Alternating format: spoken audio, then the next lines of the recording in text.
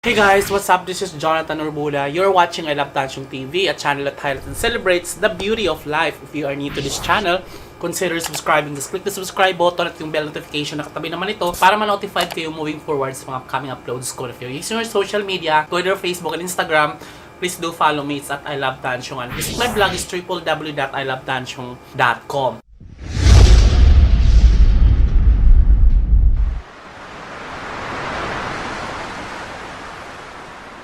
March 15. Karating ko lang galing Robinsons Supermarket na malingki ako.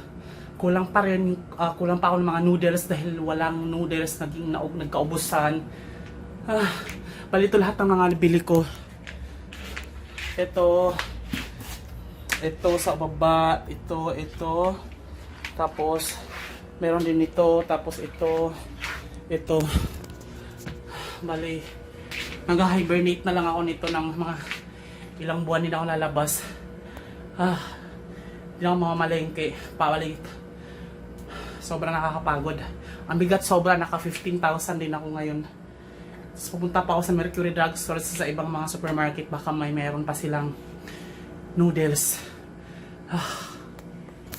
Ito nga ngayon guys, itong corona na to, talagang pinakabahan ako dahil nasa Mandaluyong ako, nasa NCR location ako. Tapos, trabaho, bahay. So, hindi ko alam on the way, baka meron, or something similar. So, hindi pa naman kasi talagang business as usual pa rin kasi, hindi pa naman in-stop yung business. Tapos, pag no work, no pay rin naman. So, ayun, sobrang economically sabotage talaga tong virus na to. Today, May 15, lasing ko na ng hapon, kakatapos ko lang mag-panic buying. Nag-grocery ako, walang mga kanton, walang mga noodles, as in zero talaga. Pumunta na ako sa Robinsons hypermarket dito sa likod. As in, wala talaga. Tapos ngayon naman, pupunta ako ngayon mamaya sa Mercury, baka yun na lang ang kulang ko, mga noodles. Noodles na lang talaga, yung mga noodles. Mga canned goods, meron na ako. Tapos,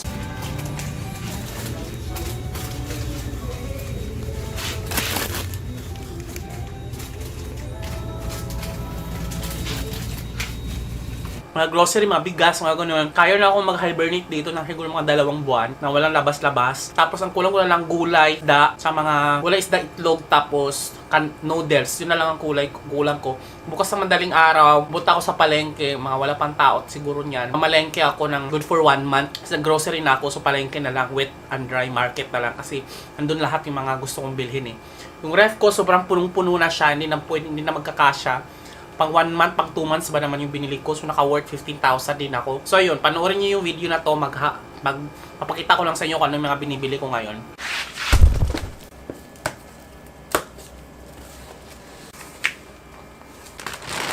Meron akong fries.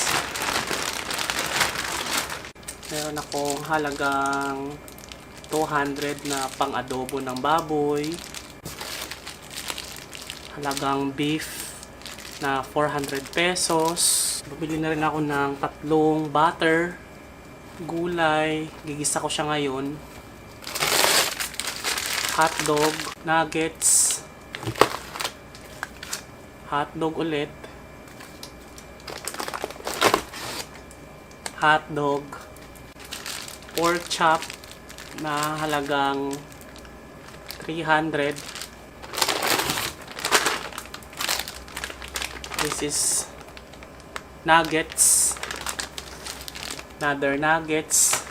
Bumili na rin ako ng medyas. Downy na malaki. Another Joy na panghugas. Colgate.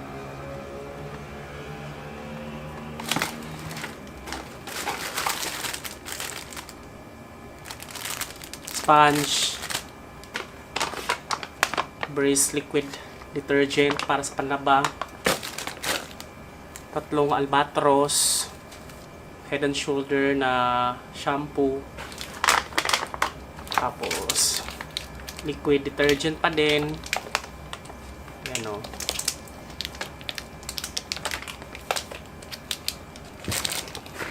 toothbrush. At may natira pang Zonrox guys. Buti na lang, nakabili pa. Deodorant. Another Joy na panlaba. And nakakuha pa ako ng free na fabric comfort. At nakabili pa ako ng tinapay na gardenia. Buti na lang meron pa.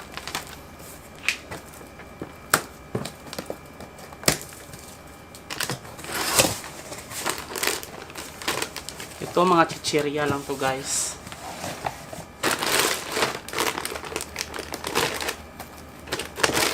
Ito mga chichirya lang to. So orange.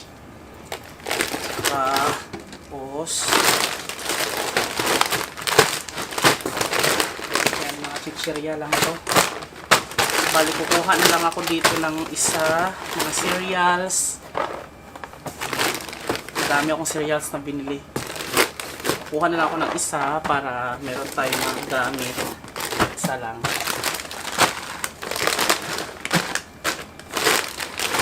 Bili ako ng para sa panluto, para pancake.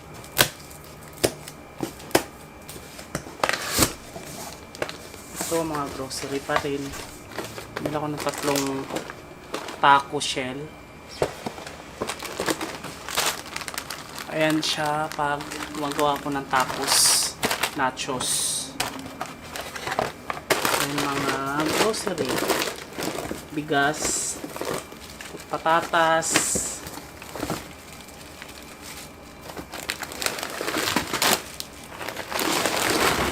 10 kilong bigas.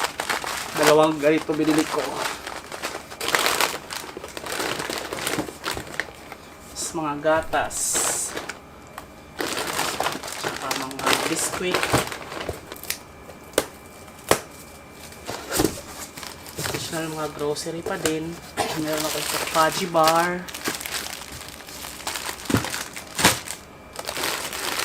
Kape.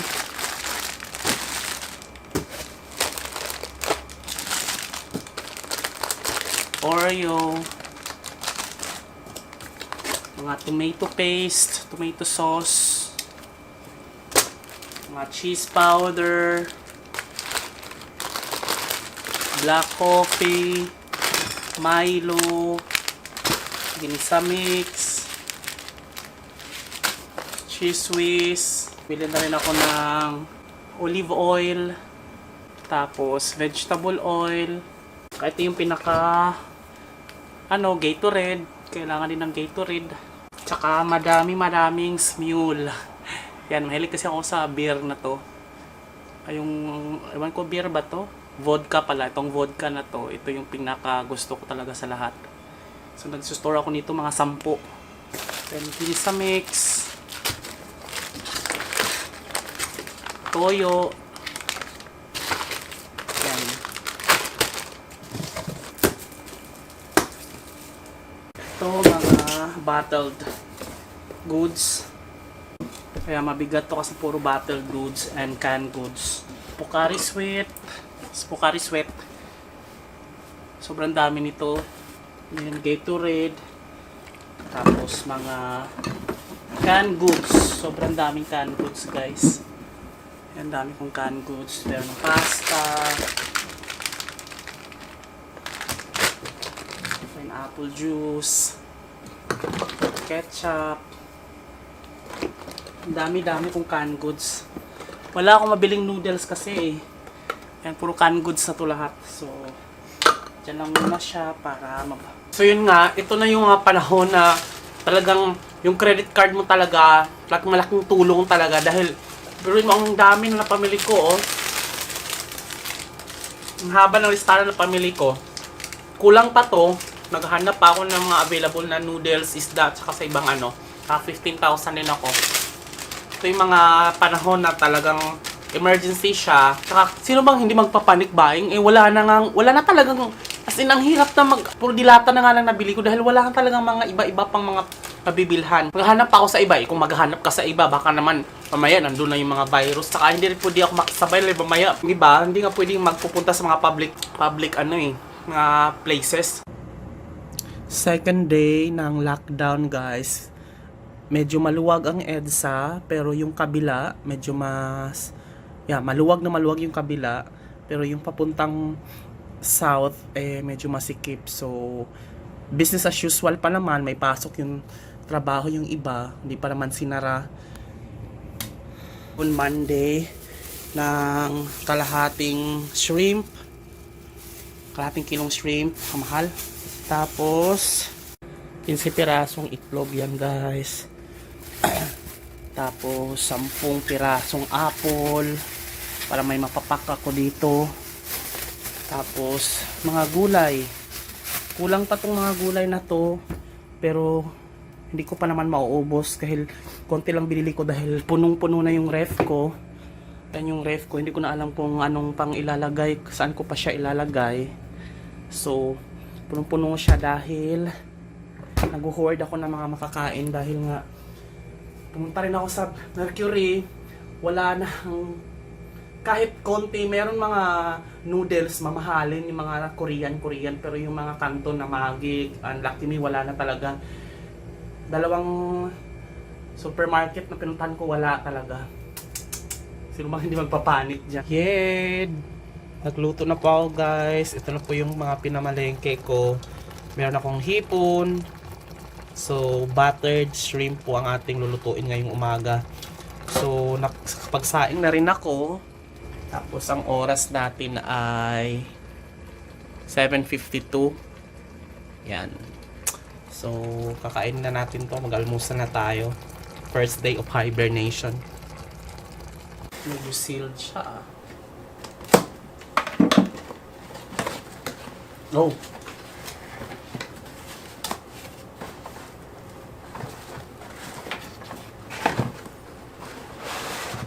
Para siyang may lagayan na parang egg tray.